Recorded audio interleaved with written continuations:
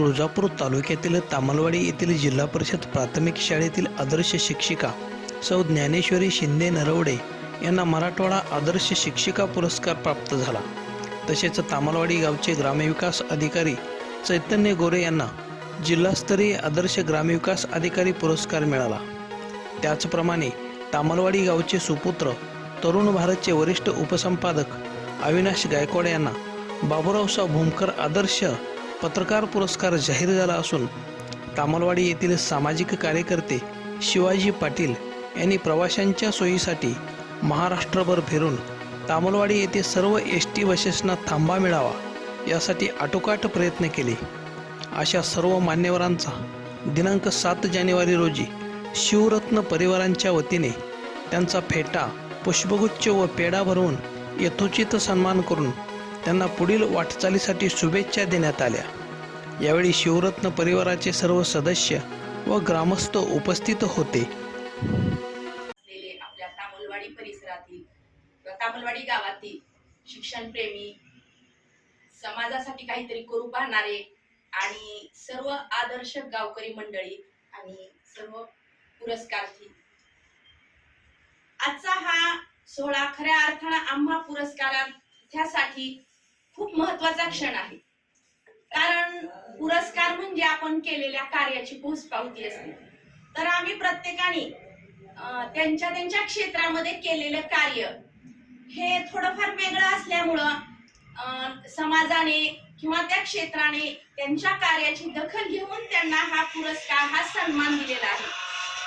तो सन्मान तर खूप महत्वाचा आहेच, पण त्याही पेक्षा पुढं बघितलं तर आजचा हा सन्मान सोहळा आमच्यासाठी खूप महत्वाचा आहे। आपण ज्या ठिकाणी कार्य करतो, आपण ज्यांच्यासाठी काम करतो, त्या आपल्या लोकांनी आपल्या कार्याची दखल घेणं हे खूप महत्वाचं असतं आणि त्यामुळं प्रेरणा, ऊर्जा आणि बळ मिळत असतं।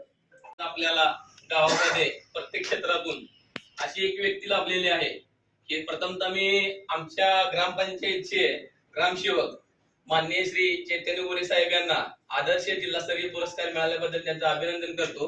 कारण आज तामलवाडी गावामध्ये ज्या पद्धतीने आपल्याला महसूल टॅक्स म्हणता येईल, जो गोळा करण्याचं जे श्रेय जातं, जर ह्या अशा अधिकारी नसते तर हे काय शक्य होत नव्हतं। कारण जवळजवळ आज बघितलंय आपण 25-30 वर्ष लुटून गेले, जे काय आहे ते सामान्य रूपातच लाभलेलं आहे।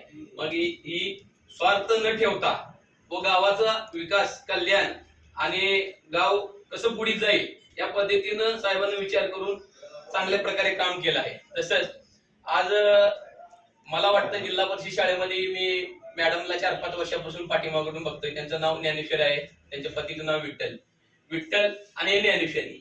आता ज्ञानेश्वरी ग्रंथाप्रमाणे मॅडमच्या विचारामध्ये ज्ञानेश्वरी आहे, त्या नावामध्ये ज्ञानेश्वरी आहे, म्हणून त्यांना प्रत्येक वर्षी दादांनी सांगितल्याप्रमाणे आदर्श पुरस्कार मिळतो व यावर्षी यांना आदर्श मराठवाडा शिक्षक पुरस्कार मिळालेला आहे, त्याबद्दलही त्यांचं अभिनंदन।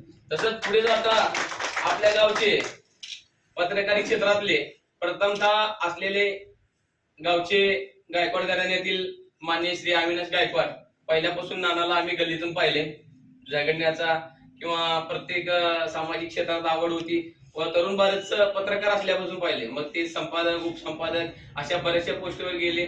मग आता त्यांना बाबूराव भूमकर हा पुरस्कार त्यांना प्राप्त झालेला आहे, जो की त्यांच्या लेखणीतून त्यांनी साकारलेला व समाजावर जे काय अन्याय होणार आहे, ज्या समाजात गोष्टी घडणाऱ्या आहेत, त्यांनी आपल्या लेखणीतून मांडलेल्या आहे। मग याच्याही पुढे जाऊन जर आपण म्हणलं तर आताच मगाच सांगितलं की तलाठी मंडळ अधिकारी यांना पण आज आपल्या गावामध्ये त्यांना एकाला अध्यक्ष, एकाला सचिव पद मिळालेले आहे।